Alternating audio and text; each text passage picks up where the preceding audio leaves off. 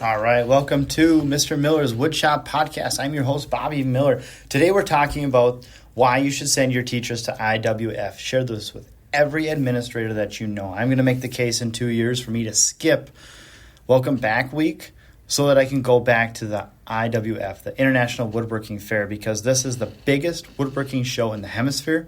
You're going to make as many connections as you could possibly make with other teachers, people in the industry, people who are looking to close the gap between the industry and education. And there's no better place for it on the continent. And it's right here in America.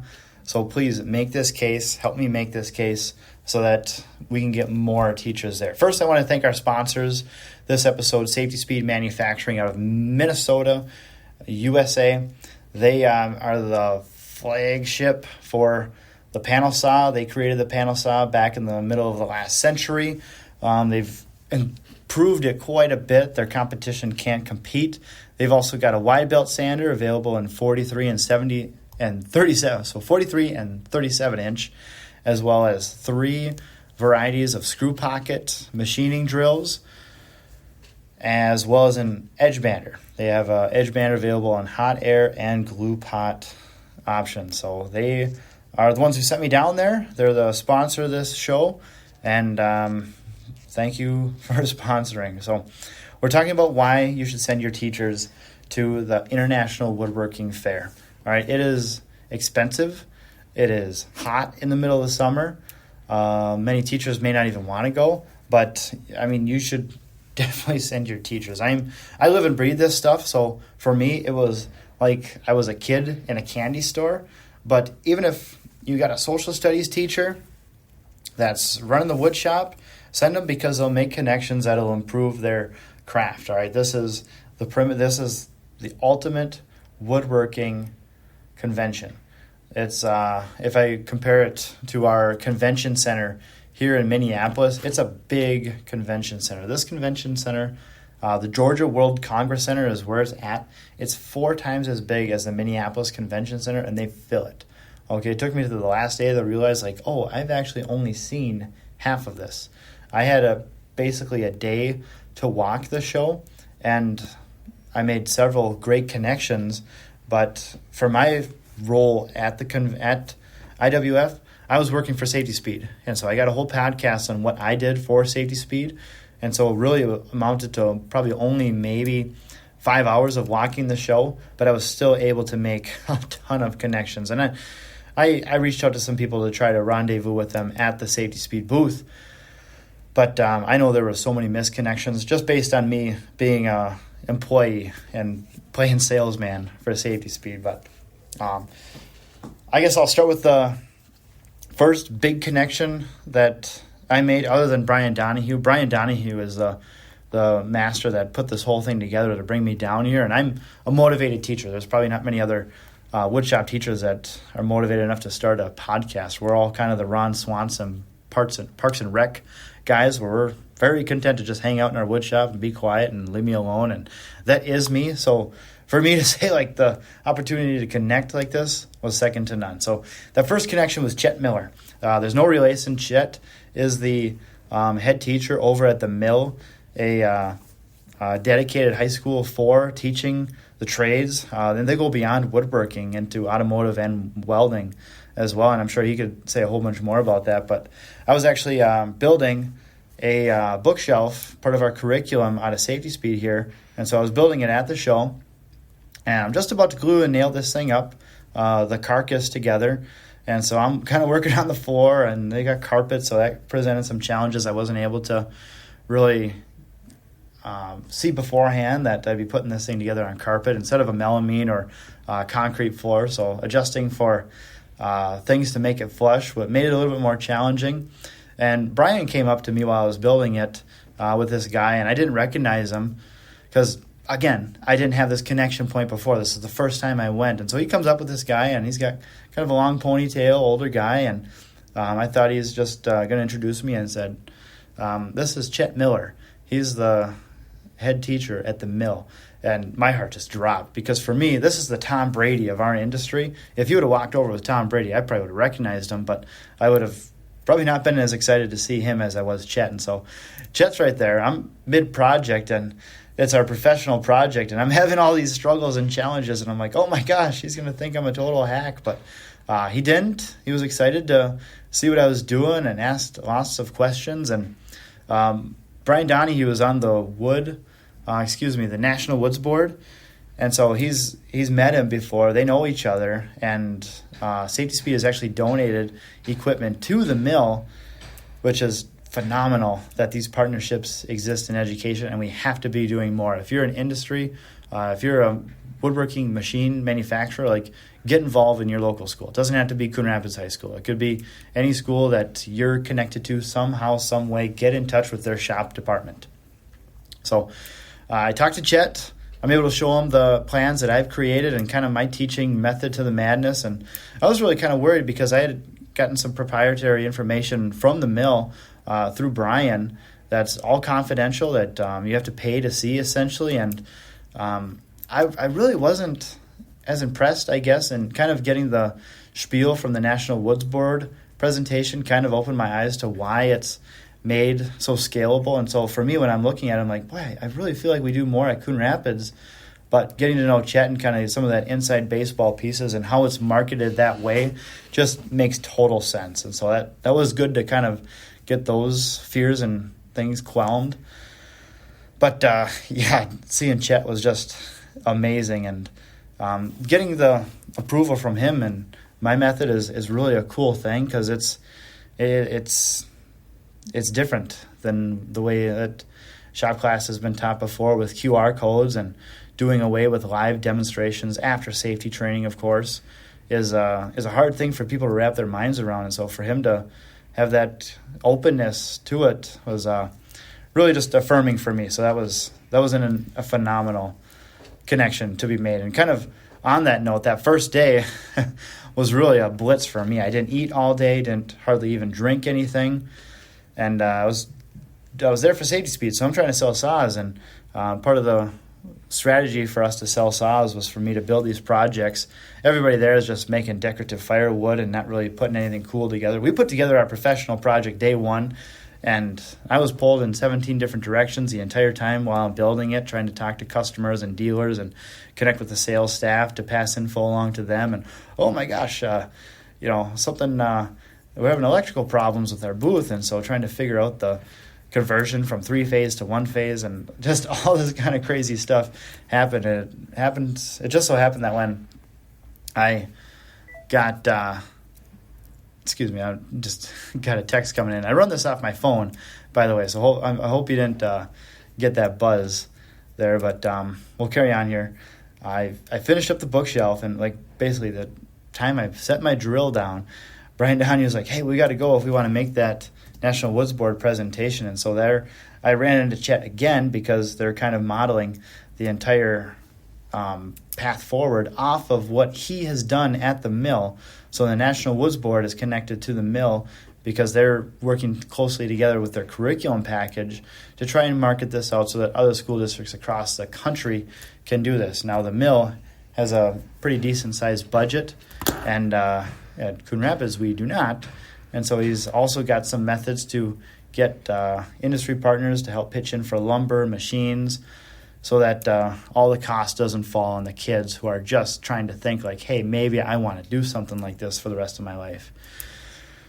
And that whole presentation of the National Woods Board, I talked about this in my first podcast, so I won't go too much on the IWF, first podcast on the IWF about this, but the presentation that the National Woods Board gave was just top class. It was like my first podcast episode that I shot talking about my mission and vision. It was like an echo of that with more data and more articulate. Thomas Allott from Stiles University just brought the show, and I love how he talks about it's a pay-to-play partnership. All right, if you're in industry who's complained about, they got to bring shop classes back, no one wants to learn, no one wants to work with their hands, okay. You've probably got a kid of your own that you spend thousands of dollars with, teaching them how to dance for dance lessons or for tennis lessons or ice time at the hockey rink or special camps for football. I've got a 3-year-old, and now I can honestly say I've spent over $1,000 trying to get them to be a dancer, and she's 3. I mean, come on, that's just crazy. You would think it'd be cheaper. I'm just kind of blowing some smoke right now, but I personally, I was a hockey goalie, and so I remember the cost of pads back in 2009 was over $1,000 just for one piece of equipment. So that's what was important to me.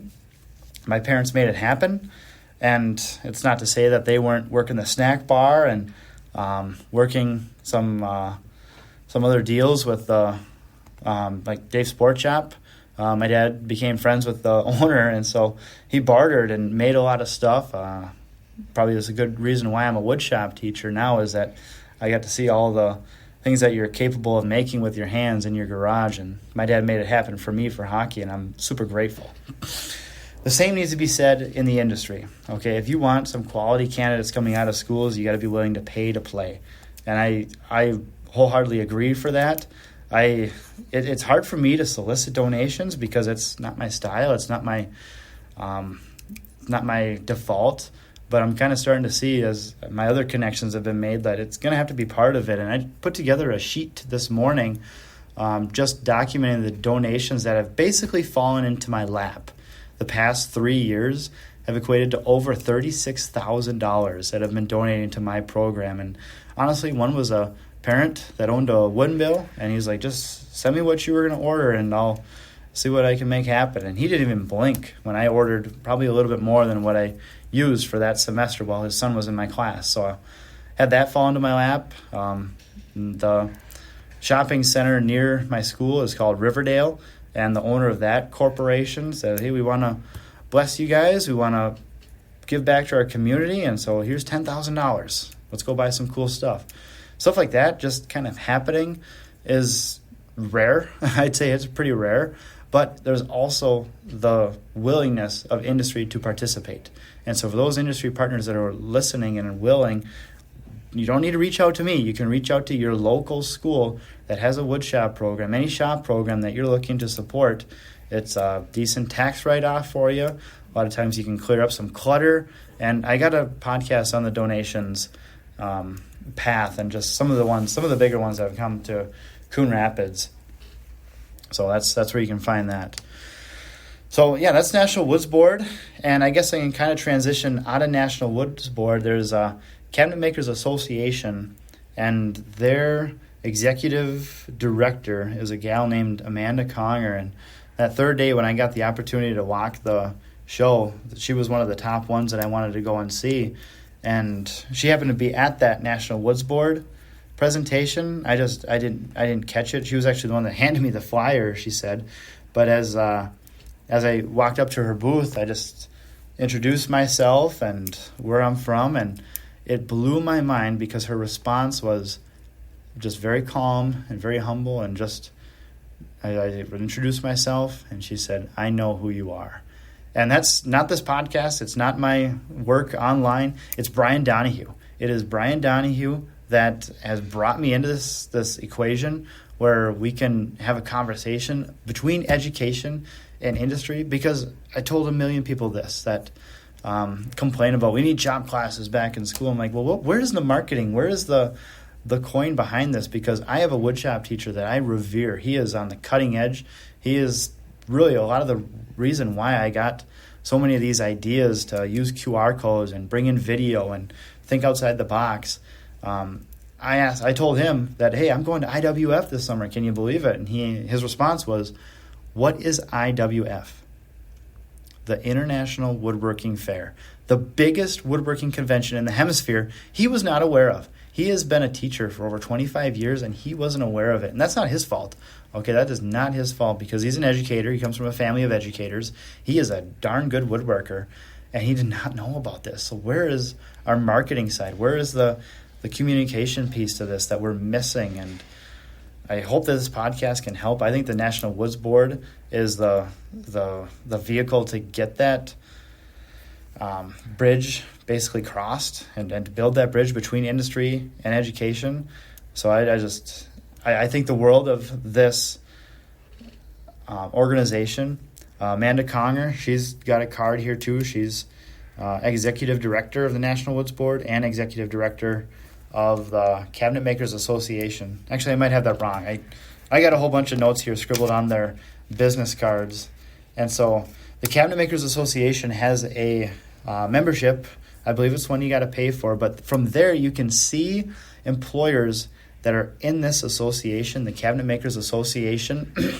And I have got a very similar association of cabinet makers that I personally know, or that are close to my school, or I've reached out to, or I've personally worked for, like Janish.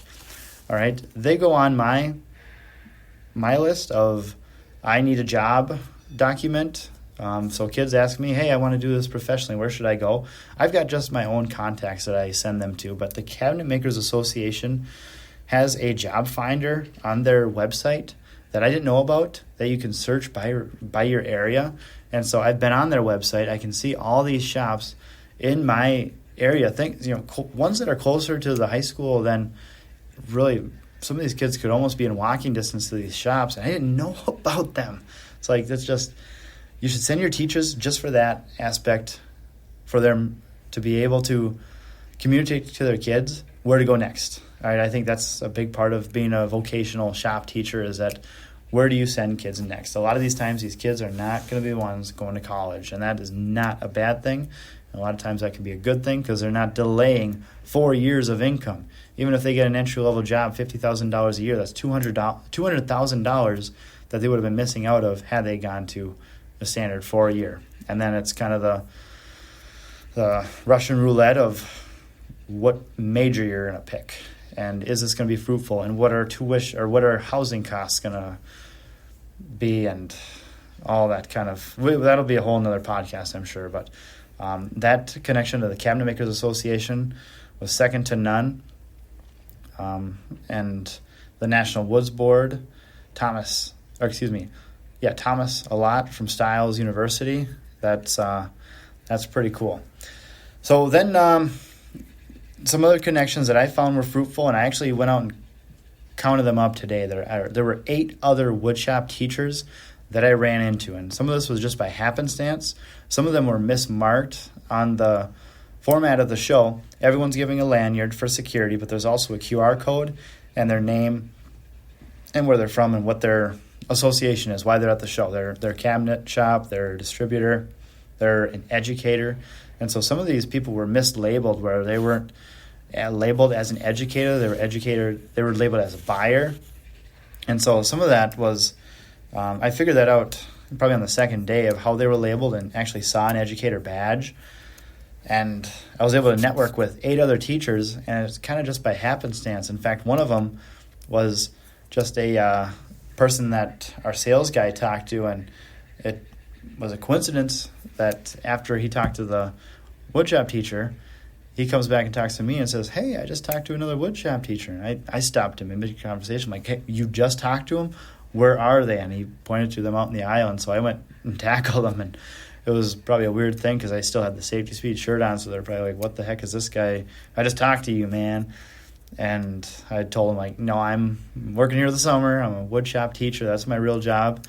And had a great conversation there. But I know there were more teachers there, and they were probably mismarked. Probably it's just a registration thing in their system where you mark who you are if you're a manufacturer, or if you're a distributor, or if you're an educator. Like, we've got to be a little bit better. And I think if we have more teachers at this show, we'll be able to come through with bigger numbers and have a little bit more powerful networking. I wrote down 8 teachers. I'm hopeful that in 2 years when I go there, I talk to 50. Hopefully more, but that's kind of my goal, just shooting from the cuff here. So talked to Avery Pimpkin from Cedar Ridge High School. That was kind of the funny one. I actually connected with him on social media first because he is CRHS, Cedar Ridge High School, and I am CRHS, Coon Rapids High School. So that was just kind of a funny little icebreaker, but sounds like he's got an awesome wood shop. And I believe, if I remember, they're out of North Carolina, because he also came with what I believe he said was his former shop teacher, Dan Kern from Montgomery County Schools, also out of North Carolina. Sounds like the East Coast has got it going on as far as wood shops out there, so keep up that good work. Met a man named Fatah. He's from Next Steps High School out of Michigan. And this is the first time I've ever had this come up. I know it's not going to be the last, but it was kind of a bummer, honestly, when I met Fatah. I looked at it and I'm like, okay, I'm 32 years old. Are you younger than me or older than me? And he's just kind of smiled, cracked us like a smile like, yeah, I'm a lot younger than that. And that was the first time I met another shop teacher who was actually a teacher, not going to be a teacher, who was actually younger than me. There's been a couple shop teachers that have come through this programs that I've been involved with where they actually make it through and then they don't pick education because the industry is offering them more money than their local school district. So it was cool to see Fatah. He's on the cutting edge. He's with the National Woods Board people, and I think he's going to have an awesome place too. Fox Valley Tech Ed High School was one that came by our booth. So Mark Lorge and Keith Deese from West Henderson High School. I connected with him on social too before, and so that was cool to see him actually come to the booth and notice. But I mean, we shouldn't be telling the shop teachers, hey, go see the other shop teacher who was working a summer job at this manufacturer's booth. Like, we should be a little bit more vocal, and I think that could happen if we come in stronger numbers. So send this to your admin, get yourself to IWF. Those who are down there close to Atlanta, like, make that happen for sure. For me in Minnesota, that's going to be a little bit more of a challenge because that's flights, that's hotel. But I'm going to make it happen one way or another, even if I'm not employed at Safety Speed, even if I got a budget for this thing for 2 years. I would like to go down to Las Vegas next year for the AWFS, which is kind of the companion show to the IWF. But I know that may not be the case. So definitely coming back to the IWF in 2 years. Hopefully I run into more than 8 teachers. I'll do my best to network before then too, and I'm going to do my part. All right, that's kind of what I'm trying to communicate here. So I talked a little bit about the Mark Smith connection that I made last podcast, but I can't underscore this enough. He's the WIA Educator of the Year. This is a phenomenal recognition. He revealed to me that he's had over $2.4 million worth of machines and tools and money and lumber donated to him in the last however many years he's been teaching. I think that's just phenomenal. He's the one who inspired me to start counting out how much in donations that I've received. He gave me a lot of tips on navigating administration and showing your value to your school, which is, again, unlike me to show off and brag. And I may not even do it in some of the same terms that he did, but I'm definitely going to take a lot of what he said, probably all of what he said, and put it to use in my own classroom. He harped on the donations, connecting with industry, which is what I'm doing here. In fact, when he was giving me a lot of these recommendations, and not that I'm super ahead of the curve here because I just did this in the spring here, he was like, get on social media, be clued into LinkedIn, and I'm like, okay, good, I'm doing that, and have your links in your email signature, and I got that going on, as of the spring here. So that's good to get that affirmation that I'm on the right track, rather. But he also mentioned too, I think this is a good one for teachers if you're listening, have your students, as a formative assessment, email their own parents or guardian every week, and whenever in the week works for them or works for your class. Email them a picture and what they're doing, because what he told me is totally understandable, that high school boys especially are not telling their parents what's going on at school. And so they do not know the amazing things going on in your classroom. And to keep principals happy and to keep superintendents happy, you got to make sure you're not costing them a fortune, which Mark's program doesn't. They're probably way in the green, way in the black there. And you're also not making trouble for their principal. And if your principal is happy because their parents are seeing the fruit coming out of your program and the good experiences that are happening in your woodshop, that's what you got to be doing. So that'll be first thing on my docket this fall when my students come to the classroom. They can just, if you're a student of mine too, just get used to the fact that you're going to be writing a short email to your parents every week. And I'm captain of the 2-sentence vocab word, so it'll probably just be 2 sentences. This is what I'm doing. This is how I did it. And Mark actually shared with me this morning a whole bunch of his other is a whole other Google file drive of brilliance. So I'm eager to pick through that. Maybe we'll do a dedicated podcast on that. Maybe he would even want to call into the show at some point too. That would just be phenomenal, because I spoke with him that last day of the show. He came to the Safety Speed booth, and the connection there is just second to none. Imagine you're a freshman basketball player and you get the opportunity to meet Michael Jordan and learn how he fought and won all those battles, won all those games when you're just starting out as a high school freshman. That's how I feel sitting next to Mark Smith, and I got that opportunity because I was at IWF. If I just reached out to him on LinkedIn, maybe I get a response back. But I think sending your teachers to the IWF is an absolute mandatory thing that has to happen. So, talked about Chet, talked about the other teachers, talked about Mark a little bit, talked about Stiles University and the National Woods Board. Oh, so the last day, Brian gives me some freedom to go walk the show, and super grateful because I'd been, just kind of making a little bit extended bathroom breaks and kind of circling the other booths right near my booth at Safety Speed. So now I have the opportunity to actually go see Stiles' booth, which was the biggest booth in the entire auditorium. Like, that was fun. They spent some money there, and they've got some awesome machinery. But I get through there, and I'm actually looking at the Amana tools. We use their CNC bits and some of their blades, and Brian calls me, and so I disengage from the salesman that I'm talking with. I get his card, and he's like, "Hey, I need you back at the booth right now." And it was kind of muffled, dust collection of machines going. That's all I heard, and he said who it was, but I didn't really catch it. I wasn't far, so I just went back. About 2 minutes, I'm there, and then I got his card here. It's made out of wood. The Woodworking Network, President and CEO Tim Fixmer is there. He's dressed to the nines. He's smiling, and he wants to meet me. I mean, how cool, how weird is that? How cool is that?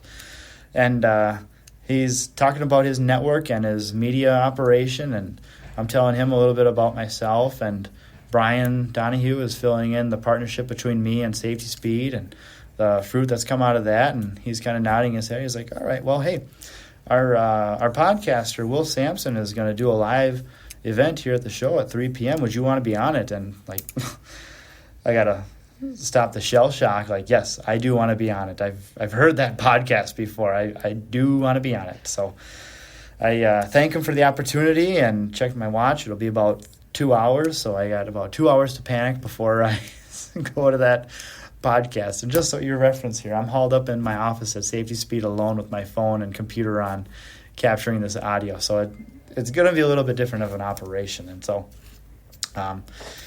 kill some time building my project, did some more walking. Let's see. During that time, I kind of made my connections to the Cabinet Makers Association. I should say, too, real quick, I also made a connection with the Woodwork Career Alliance. This is an accreditation affiliation that I made. This is basically your standards. All you educators, if you're an admin that's actually listening to this, these are the woodworking standards that the industry is looking at. Okay, they may not be on the state board. All right, they may not be on the state's website, but the Woodwork Career Alliance is the one that is getting it done so that when your student graduates, they're able to actually have an accreditation that a cabinet company will look at, or a millwright or lumber mill and wood shop will look at and say, "Oh, wow, okay, they met that accreditation. Now I know that they can do this," what standards are actually supposed to do. So I made that connection. There's a cost on that too, and I'm going to front that out of my own pocket if not my district, or if not Safety Speed is willing to do that, because I looked at their standards and we slam dunk them. So we will be able to meet that, no problem. I also stopped at Woodshop News. They're another media publication for woodworking, and they asked me to write in their blog a little post so they can feature my wood shop in their blog, which is going to be another new thing for me, but I'm trying to be everywhere so that anybody anywhere can see what's going on in wood shops today. Met with the Wood Component Manufacturers Association, their executive director, Amy Snell, gave me a lot of good resources, and actually Brian Donahue was part of their feature too, and they've got a blog component too. I didn't know blogs were such a thing, but that's pretty cool. So that, and I stepped by WIA again and just thanked them. They're one of the ones who put on the show, so I just wanted to say my thank yous again, and honestly kind of just trying to get my mind off of the fact that I'm going to be on a professional podcast, and that's a little bit out of my comfort zone. So time comes, I walk there. Their gal at the booth introduced me to Will Sampson, which is like meeting, Jimmy Fallon to me. It'd be like me running into Jimmy Fallon on the street and be like, and him saying, you want to be on my show? Like, all right, yes, that's something I want. But it took some time actually getting set up. Their camera crew wasn't quite there. They were out videoing the convention. So I had some time to shoot the breeze with him. We didn't want to really get into it because we wanted the conversation to be organic, as he put it. And I'll link that show here once it comes out. It'll be probably mid-September is when he said that show will come out on the Will Sampson podcast from Woodworking Network. And that one's big time. We had 2 professional microphones. And because we're at the International Woodworking Fair, they actually hooked up to big speakers so that it would be broadcast 100 yards radius all the way around the booth. So I kind of figured I'd be talking and I'd be able to look at Will and describe my teaching methods and talk about, my project here. And I was able to, but what I wasn't expecting was all these people that are kind of hovering around and watching us. And at one point it was like 100 people, and I'm sure you'll see it in the video if you ever go and watch it. But yeah, it was a little nerve-wracking, but I was able to communicate everything I wanted to. He asked wonderful questions. Tim Fixmer got him acquainted with my background, which was cool. So that Will, he does his homework before these podcasts, and that was a really cool thing. But the lights and the camera guys who don't even look you in the eye, that's a weird feeling, honestly, but it was a lot of fun. So I'll look forward to sharing that with you all once it comes out. And let's see. I can't say enough. If you're an admin listening to this right now and I haven't sold you on sending your teachers to IWF, you got to get out of the profession, okay? Because we're not just making accountants and marketing people and dentists and doctors. We got to have some people who are working with their hands, and the people who are trying to help the most are at the IWF. I know it'll be a significant cost to your district, a significant cost to your program. Personally, I would, if I am gone the initial workshop week, there is a lot that I miss. But really think about what the trade-off is here. I mean, I made my case for all these connections, and I'm probably forgetting half of them. Honestly, I took all morning to try to put my thoughts to words here and laid everything out, because I talked with my brother for an hour about the IWF, and I jumped all over the place, and I kind of thought, okay, I guess that's practice for the podcast, but I got to focus this a little bit more. And so this is the podcast. If you're a teacher listening to this, or if you're an industry member, send this to the admin. You can give them all my details. It's the Monday after the show, and so there's no fruit to be shown right now other than just what I've described in this podcast. But I think the world of this convention. I'll never miss it, even if I have to go rogue and miss those days or call in sick those days. I mean, it is top tier, and I'm hopeful that when I go back, it'll be a little bit more free, like my last day at the IWF, where I had some time to walk, because I haven't even talked about the show yet. I haven't talked about any of the other booths that I looked at, and here I'm over an hour into talking about my time here at the IWF. So please send your teachers. If your teachers have questions, if your teachers are unsure about it, send them this podcast. This is something that we got to make happen. If you're someone on the National Woods Board who's listening to this, use this as your documentation. Okay, use this for documentation for your pros and cons list. Why should I send my shop teachers to Atlanta, Georgia at the IWF? So write in any questions. Connect with me on all the socials. Thank you, Safety Speed, for your sponsorship this program. I'm out of here.